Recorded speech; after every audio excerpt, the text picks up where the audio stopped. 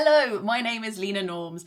If you've been here before, you'll already know this, but I used to work in book publishing. I was a bookseller, I was a book marketer, I ran an online bookshop for a while. I've been like a business development manager. I've loved books and I've worked in books for a long time. A few years ago, went freelance so I could do this, but I miss books a lot. And one of my goals that I wanted to do before I was 40, that I've been wishing for the past 5 years, is being a judge of some kind of book prize. And this year, the opportunity to do that came up and I gnashed at it with sharp little incisors. I wanted it so badly. So I was so excited to see an email in my inbox from the British Book Awards asking me to judge their non-fiction narrative book of the year category for 2025. I thought that it would be fun to tell you a little bit about that process, give you some glimpses into the behind the scenes of what goes into being a book judge, and to tell you a little bit about the books I was forced to read and how I came to the conclusion of which one I thought should win. Now, to give you a little idea of what I was up against, here are all the books. That's right, 2,500 and all 48 pages of the stuff. Now, the first thing you need to know about book judging is that you don't necessarily get to pick the list that you are judging from. That happens across different prizes. Some prizes, like judges, can call in books if they haven't been submitted, but essentially the prizes announce that they are there, send press releases to all the publishers, and the publishers are welcome to submit books for the categories that they think might be eligible to win the prize. Of those books, somebody, not always the judges, makes a short list of which ones they think should be considered. And in my case, that was the Bookseller team. The Bookseller is an industry magazine that is like the New York Times of publishing. It's where everything goes. Every time I had a new job, there might be an article about it in the Bookseller, and they announce people's new job roles and changes that are happening in the industry, and they do deep dives into authors and like what the hell Jeff Bezos is doing this week. So it's a really like cornerstone of the industry, and they run the Nibbies, or the British Book Awards. It's been going for about 30 years, I think, this awards, and some amazing people have won the prize, and I've been lucky enough to work on the prize before. I've been a presenter on the red carpet, that kind of thing, done some strategy. So it's those people that work for the Bookseller who make this shortlist. So once I had agreed to be a judge, and I was like, yes, that sounds good. Yes, I can do those dates. Yes, I can come to the awards. They sent me the list of what the shortlist was. Not only did they send me the shortlist, they also sent me some criteria of what they were looking for, like some structure on how to judge the awards. Again, that's something that isn't always clear from the outside. Like that's what happens with judges, but they're not just told to say like, which one do you think is the best book? They're given some remit of like what the definition of best is depending on the kind of prize. And this prize is not only which is the best book for the readers, but also like what is the best work of publishing. And the work of publishing doesn't just involve the writer, it involves the cover designer, it involves the marketer, the commissioning publisher, so like the editor, the person who decides that they want the book, or sometimes even commission the book to be written, the copy editors, the illustrators. You get the idea. A lot of work goes into a book that isn't just the author. So this is also kind of an accolade to them. The 3 pillars I was given for judging this prize were storytelling quality, publishing excellence, and sales success. So not only did every publisher, hello, we'll talk about him later, submit their book, they also submitted like a large PDF document of everything they'd done to get the book ready for publication, like the story of how it was commissioned or how it was acquired, some of the plans around sales and publicity, what they did, like extra stuff, the hurdles that they might have faced and what they did to rectify those things. And I think sometimes with the more high profile books, the pitfalls to fall into are many, and that takes skill, a different kind of skill to judge those things rather than it would be with like a debut author that nobody has heard of before. So I think that's something to take into consideration as well. And of course, on top of those 3 pillars of judging, there is also the category that I am judging for, which is narrative non-fiction. Very important, and something that I tried to keep front of mind when I was like, should this book win? The thing that I come up against with non-fiction as well is really interesting. It's like, I've talked a lot on this channel about fiction prizes, and I've reviewed the Women's Prize for Fiction a couple of times in a row. It's not only, is this innovative storytelling, like, is it a new form for the novel? Is it stuff like that? It's also, with non-fiction, it's is this a good book? Because we can sometimes get distracted by the subject matter of a book, and that is obviously important, and nobody's saying that the subject matter of non-fiction books aren't important and that they shouldn't be published. There are lots of books out there that are really important that aren't necessarily amazing books, amazing, like showing off the form of the book, and not even amazingly written, but still incredibly important and should be published, and I would support and promote those books. But when it comes to a prize, it also has to showcase what a book can do. And I feel really strongly about this, especially in the age of documentaries, podcasts, Substack, a wealth of access to normal newspaper articles and journalism. What can the book do that all of those things can't do? This information is important, but why should people consume it through the form of a book rather than in any other way? And I think that was something that I had to keep keeping in mind. And I'll tell you about what I thought of the book soon. But that's something I had to keep in mind when I was judging this prize. It's not only is the story that they're working with compelling and important and shocking, but also have they presented it in the most interesting and best and most skillful way? Because I'm not being funny, but this prize isn't who has the saddest or most sensational or most politically resonant story. That would be a very easy prize to win, because either the people who had those stories happen to them in their lives, or the people who got to pick the subjects of their book would just pick the most likely to win topic. It's harder to write a good book about an important topic. And sometimes there are books that are written that are really amazing about not important topics, and that's okay too, because I don't really think there's such thing as a non-important topic. Anyway, all of that beared in mind, I sat there and I read these books diligently. I read every single book from cover to cover. I read every single page because I just felt like I owed that to the authors. And I really felt like, because my subject was narrative non-fiction, I was like, I won't know if they've told a narrative unless I read every page. So even the pages of the books that sometimes I hadn't imagined myself picking up in 1,000 years, I insisted to myself that I must read every page, and I did. Once that part of the process was over, the solo part where I just got to read the books and take notes, we were asked to submit a few lines of what we thought to our judging chair. There is a panel of judges. I had one other author on the panel and one bookseller, somebody who was high up at one of the chains in the UK, which is Blackwell's. We are the panel of judges, and there is a chair, and we had to submit our thoughts to the chair ahead of time of solo what we thought of the book, without being allowed to talk to anybody else about it or the other judges or anything, just solely what we thought. And she had all of those in a big document. Then, when it came to actually judging the prize, we were invited to a very, very nice hotel in London for the afternoon, where I was led down a very suspicious maze of corridors and then through a kitchen. I genuinely felt like I was in a spy film, and where I surprised popped out and I was there in the judging room with everybody. And I don't know if you can see from these clips, but I got kind of a shock that they just turned up in the frame of the camera. So I said hi to everyone. I knew a couple of them already, and we got down to the brass tacks of judging. Now, what is important to note about having to send your critiques ahead of time, it means that the chair knows what you genuinely thought about the books before you entered the room, and you can't just pretend that you actually hated that book or be so swayed away from your own personal opinions that your original impression of the book gets swallowed in everybody else's opinions. And I think that's a really clever move. I didn't know that was going to happen. It's something that I've always been fascinated by, the judging process and what really goes on. And that's something that I was like, I like that strategy. Our wonderful chair, Caroline, already knew what, in a couple of lines, what I thought about these books. And she'd call on them and be like, Lena, you don't agree with that, do you? Because in your thing, you said this. And I was like, yeah, I did say that.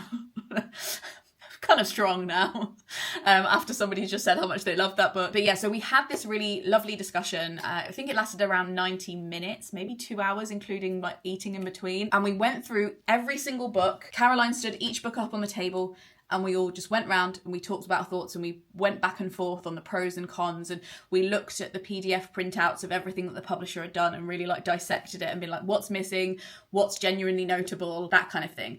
And after that, we said, right, who would we relegate? So we had 6 on the table, and we were like, who's going to go?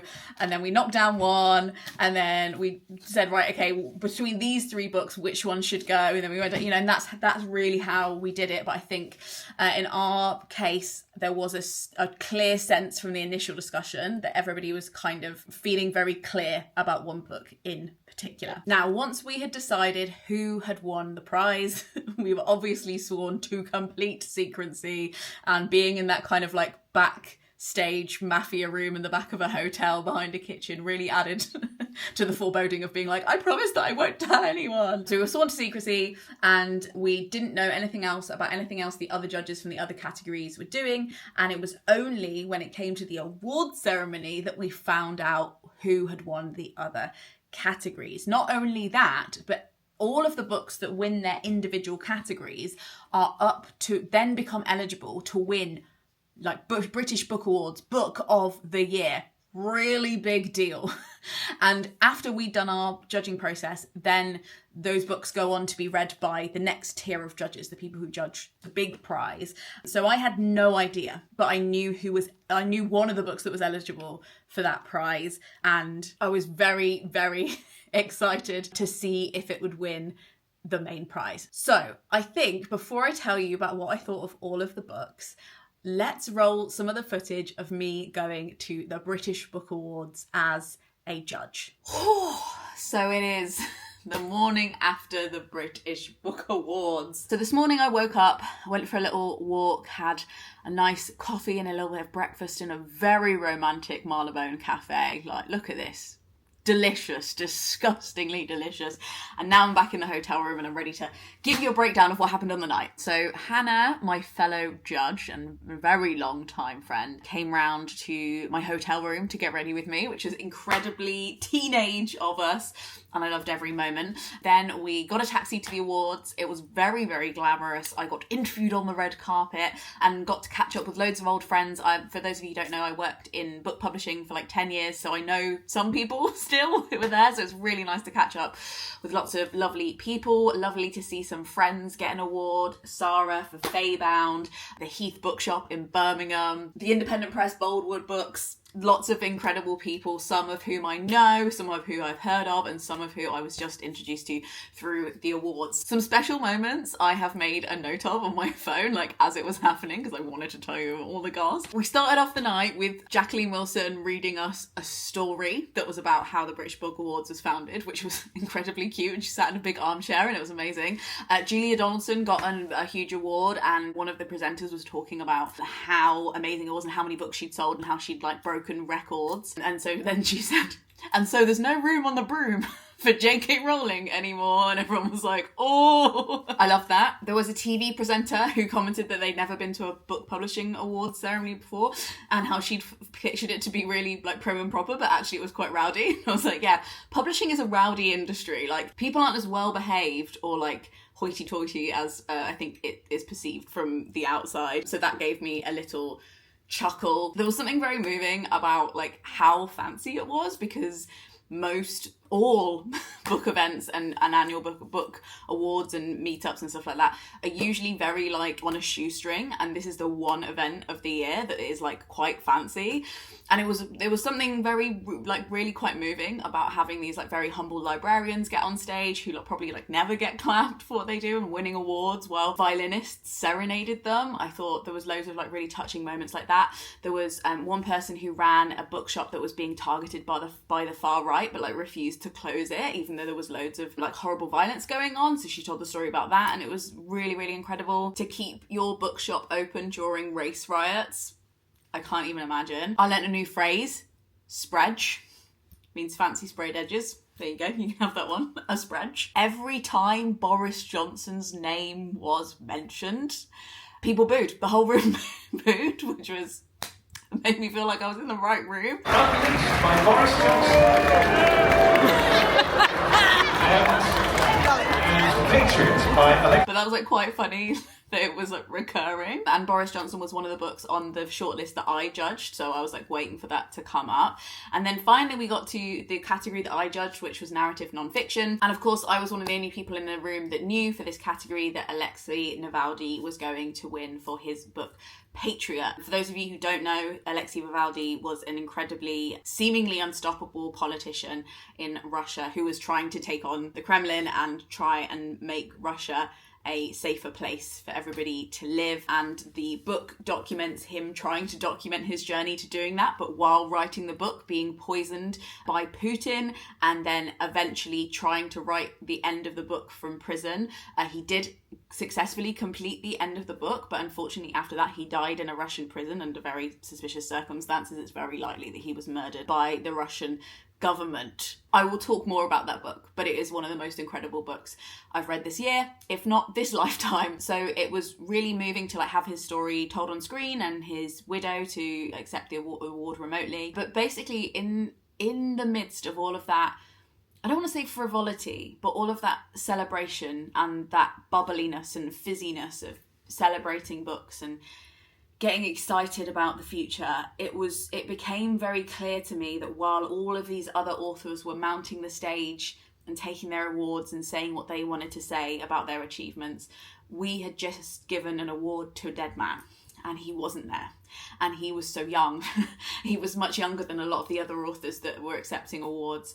And the fact that his kind of spectre, the absence of him, it actually kind of sobered me up for quite a while. I became very reflective in my seat, because I know that a lot of the other judges were able to go up to their authors and say thank you for your book. This is why I thought it should win, and I rooted for it on the judging panel. And I didn't have anyone to go and find in the crowd because he died in a Russian prison. And that's a lot to process properly while everyone around you is going woo, on to the next one. Does anybody want some wine? And I was I think I just need a minute, because God, that's heavy. But then I wish I could remember who said it. Somebody on stage talked about this quote and said, and almost gave the crowd a blessing that said, "May you live to see your lost causes found." And I'll leave the whole quote below because I know that they were quoting somebody, but just this kind of turning it into a blessing and being may that happen to you was just really kind of brought me back into the room, because I was I also have some causes that I'd like to see come to fruition that aren't lost yet, and they might feel like lost causes, but that's just not true. And Alexi's causes aren't lost either, just because we've lost him. And to top the night off, every book that wins its category is eligible for Book of the Year. So by dint of Patriot winning my category, it was then eligible to win Book of the Year, and indeed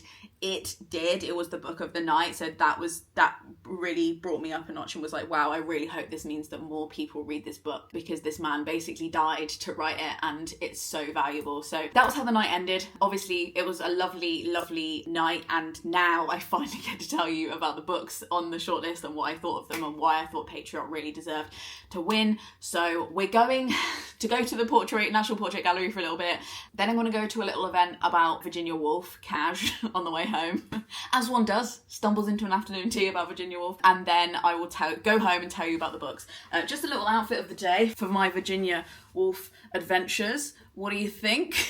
I'm feeling very dapper. Let's get going, and maybe another coffee. I think yes. So there you go. Now you know.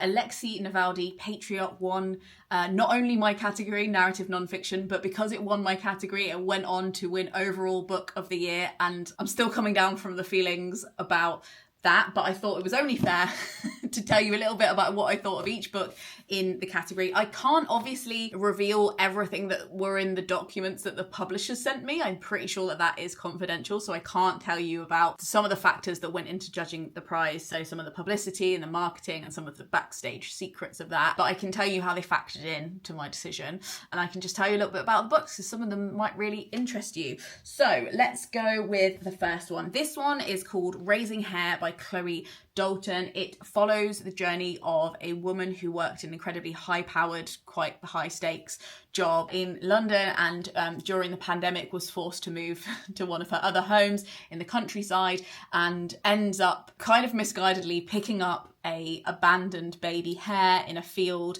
and taking it back to her house to help rear it back into the wild. You might be able to tell from my stumbling that I don't agree with that. I think that's not a good thing to do. And she does agree eventually in the book that that's not a good thing to do. And it's basically a kind of memoir about her trying to respect nature and also look after it and not treat the hare like a pet. Like, she never names the hare. And it's kind of about the hare coming in and out of her house and growing up, and like the times that she thought it was dead, but then it came back, and a little bit of her research around the history of hares. And that's what the book is. My criticisms of this book, while it is incredibly loved by many people, is that I don't think the writing is up there. It's her first book and it is amazing for a first book, but I don't think it's like prize-winning writing, and I don't think it compares with a lot of other books in its genre, in the genre of nature writing.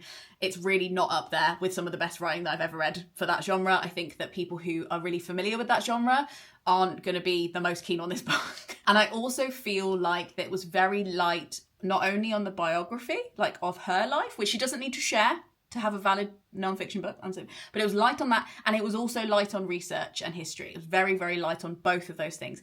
And without that, without the human element and without the research element, it becomes a little bit of I don't want to say hollow, but it didn't feel like it had as much in it. Like, I want a book, a non-fiction book, to be frothing with things to tell us and information and emotions and observations. And it felt more like we just about filled it. You know what I mean? It felt like it was much too long for the amount of time and information it was covering. I can totally see why a lot of people like it. It's a very sweet, gentle read, and I was so impressed to read a little bit about what the author is doing to change some of the laws around how we protect wild hares, and that was really interesting. I loved the couple of pages that we had on the history of hares and our relationship to them. I would have loved more, but I just felt as a narrative this didn't completely work. And while I have underlined things and been like, that was a nice sentence, I just felt like it wasn't fair to put it above some of the other books that have won prizes in this genre before, because it's not quite there. And also, it remains to say that please don't pick up hares in the wild. She does agree, but I also feel like not necessarily the author's fault, but by the dint of this book existing and being so highly praised and so well circulated by booksellers, it feels a little bit like the phenomenon of this book, not the book itself, the phenomenon of this book has further romanticized bringing wildlife into our home rather than protecting the wildlife outside our houses and not having to be in close proximity in it to care about it. You know, it feels a little bit like I'm worried that if somebody did read this book, they might go out and like pick up a hare. And we don't want that. And I feel like that could have been driven home a little bit harder, even though I know the author is aware of those things. It's a weird like meta phenomena thing where I'm like, there's the actual book and then there's the object of the book, and do they do different things?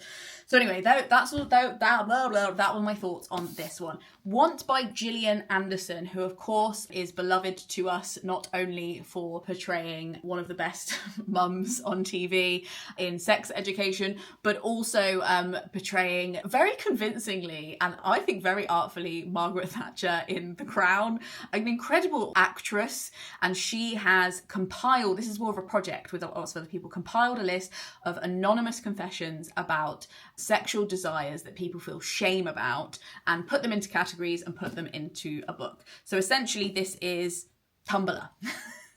And this is, again, I think because I have had a book podcast for, I think we're doing 3 or 4 years worth of reading books about sex on a thing called the Banging Book Club, which is a book club I used to run with 2 of my friends. I didn't feel like this was as new or as innovative as it was being billed to be. I've read a lot of books like this, unfortunately, and I didn't feel like it was anything that shocked me. Maybe that says more about me and where I hang around on the internet, but I feel like if you're under about 45, like nothing in this book is going to shock you. And if you are shocked, then well done. You've probably been outside more than I have in the last 10 years. And it was interesting to hear people's confessions. And I think there's a lot of really powerful testimonies and stories. And like, this is an example of what I said at the beginning of the video. This is it can be an important subject and yet not a very good book. And I felt like when it came to the curation of these stories, there was no story. Like I felt the curation wasn't as tight as it could have been. There was a lot of repetitive stories. There was a lot of stories that I was like, that needed editing down or taken out, or some of them I don't know, I just felt like it was a little careless in the way it was constructed. And I also just feel like Gillian does write an introduction, but she doesn't write a conclusion. No outro, no addendum at the end. And I felt like the amount that we are leaning on this woman being involved, I just feel like she might have owed the readers just maybe just a little conclusion. Like it just ends. It ends. The acknowledgements are there, but it just ends with another story. And like it doesn't end with any tie-up or anything. And obviously that's totally fine if it's just like an object that people want to pick up and flick through. But if this prize is for narrative non-fiction, I really feel like it would have had a better chance of winning in the lifestyle category or something like that. But narratives need ends. Or at least some structure and some guidance. So for that reason, I just didn't feel like it would have been fair to let it win, even though I was so impressed with the marketing and publicity campaign. So much so that I was like, I really hope that wins an award. And it did on the night that for the publicity and marketing campaign, they won their own prize just for that project. And I think it was more than well deserved. It's an incredible project. So I was really impressed with that. But and also it is a good cover. It's a very iconic cover. The production is great as well. I just feel like the actual, like what we owe to the readers is like what's actually in the book. And I feel like what was actually in the book was something that the internet has already done many times over. And I don't feel like this did anything that the internet didn't do. And it didn't do it particularly well, in my opinion. In my opinion. If you love that book, let me know in the comments and tell me why. Maybe I can be persuaded. However, what's next? Okay, let's just address the elephant in the room. I was handed 785 pages to read of a autobiography of somebody who is essentially, I would consider, my enemy. Not my enemy. Do you know what? I've actually read some other books by Boris Johnson and I've documented that on this channel because he is a right-wing politician with a lot of power. Less power nowadays than he used to have. Thank goodness. I've make a big deal out of reading my enemies and analysing them and listening to them. And my bluff was truly called when I was handed this. All of which I read, Boris. I read all of it. I made notes. I considered your points. You didn't persuade me, but I actually do think your private education has paid off in some respect, in that something I already knew. You are actually formally a very good writer. Like there isn't, like if you're just coming to form, he's good at writing. He spins a good tale. However, overall, each chapter was very tightly, not tight, I don't know. Each chapter was well structured and formed, but overall as a book, I don't think that the form and the narrative had a proper through thread. It was basically a lot of anecdotes that he wanted to tell and stories from his point of view that he wanted to make excuses about. And that's, do you know what? It's his book. He's allowed to do that. That's freedom in action. We don't have to believe it. And there were a few holes in the stories that I was like, if I had just picked up this book and I hadn't been reading the news for the past 5 years, I'd be like, what a great guy. He did what he could with what he had. What are you gonna? It's a hard job being Prime Minister during a pandemic. I can't say much about the sales and the marketing and publicity, but I did take that into account. And I by no means think that this is, my opinions aside, a bad book. It's an okay book. It's just that I didn't think it was a great book and I don't think it deserved to win.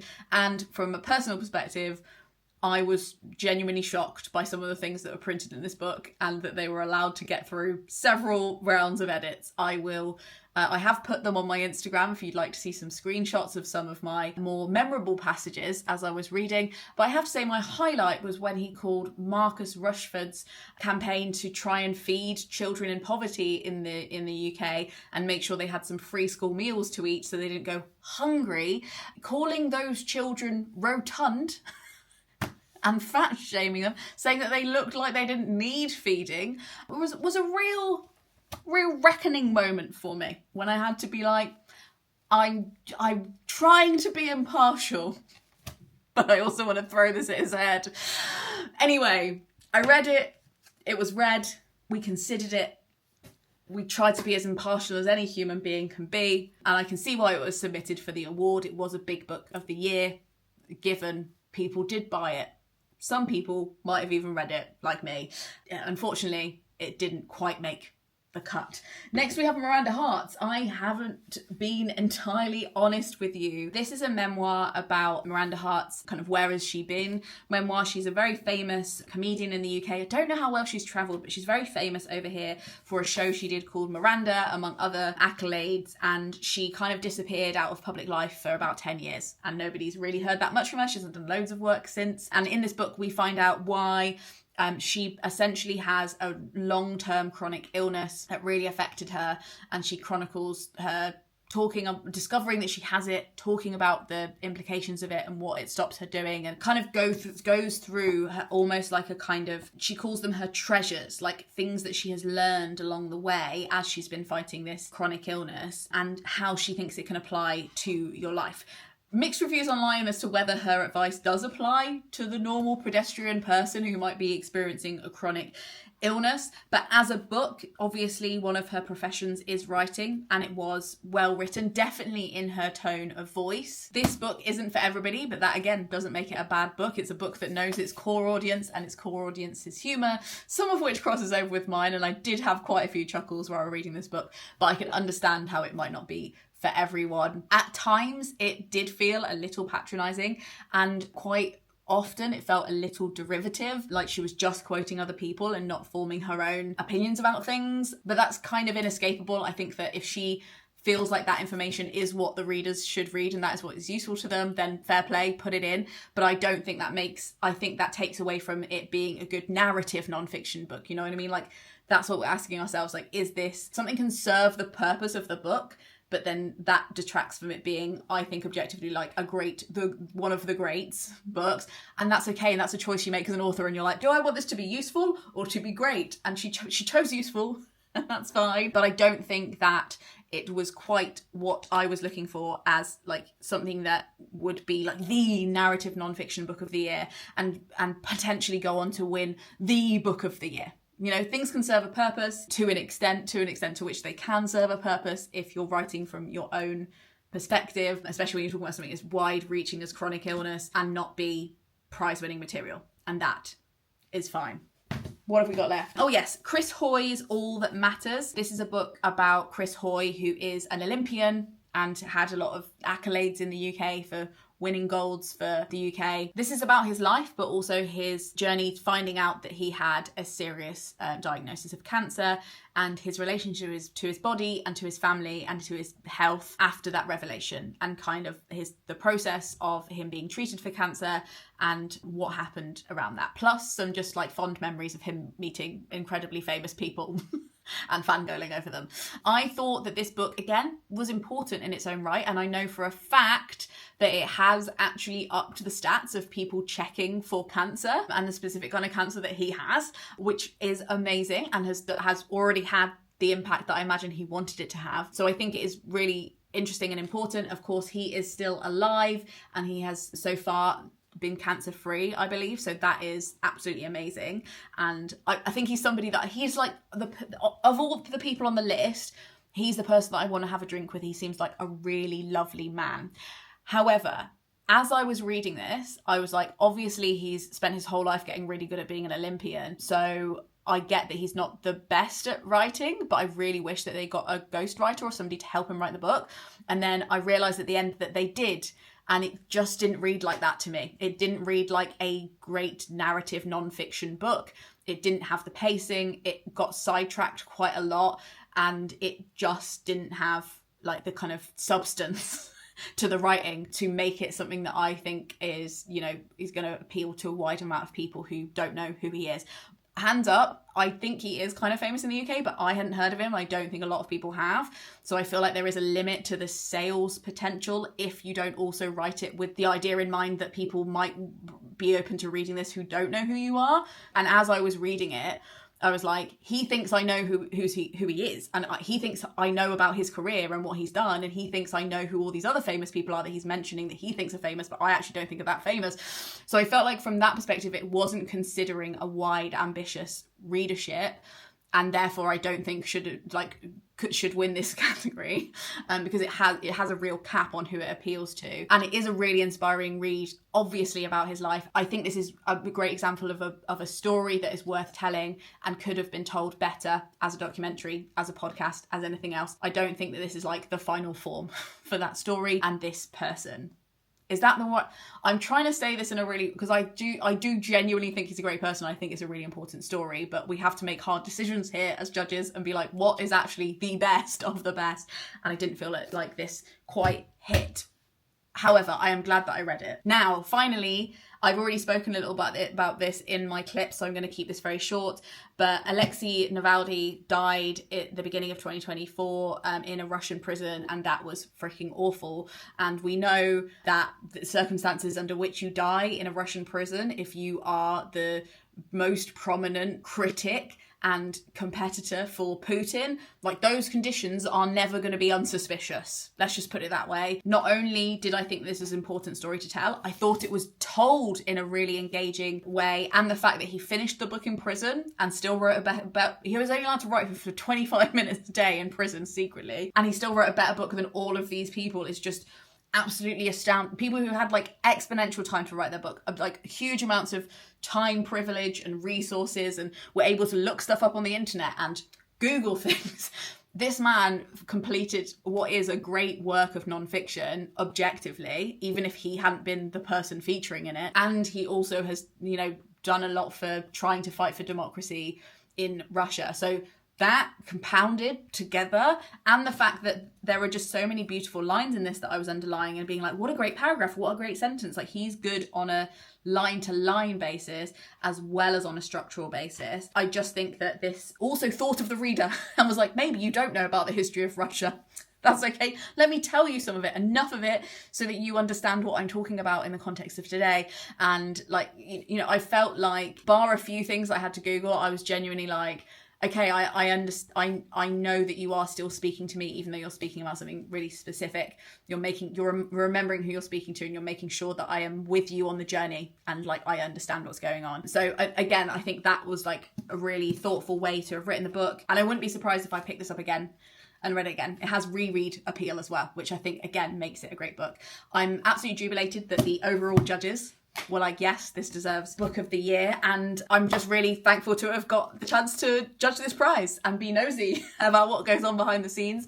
I hope I let you in a little bit on what was happening too, and that you found it interesting. So when you see like this book has won this prize, you can kind of picture what might have been happening behind the scenes for months leading up to it. So yeah, thank you to the British Book Awards for letting me come along on that ride, and also come for a very glamorous night out, a little knees up to celebrate books in general. And I genuinely found a lot of causes for hope hearing other people's stories and how they've been publishing and what they've been writing during this trying time, let's call it that. Thank you so much for watching. If you enjoyed this video and you enjoyed chatting books with me, you might like the Gumption Club. It is my Patreon club, and we discuss books all the time. I have a weekly podcast where I talk about the books that I am reading, and I get to ramble at you all the time, just like this. We also have a Discord where I run read-alongs, and we talk about books, and we also just talk about absolutely everything else in our lives. It's a big mishmash of like-minded people chatting and trying to work out their beliefs about things. So if that sounds interesting to you, I'm going to leave the links below to my Patreon. They're also the reason that I had time to read all of these books and think about them and consider them, and that we weren't interrupted by me being sponsored by like Nestle in the middle of this video or something dystopian like that. So thank you so much to the people who support me there for all the free videos that I make and just give out for free here on the internet. I would love to hear if you come across any of these books in your real life and what your impressions of them were, or what you thought of them. Can I get them all on the pile? I do think as a judge, I drew a little bit of the nerdy straw in that not all of the judging categories had this many pages, but it's fine. We rose to the occasion. Thank you so much for watching, and all that remains to be said is frog snog out.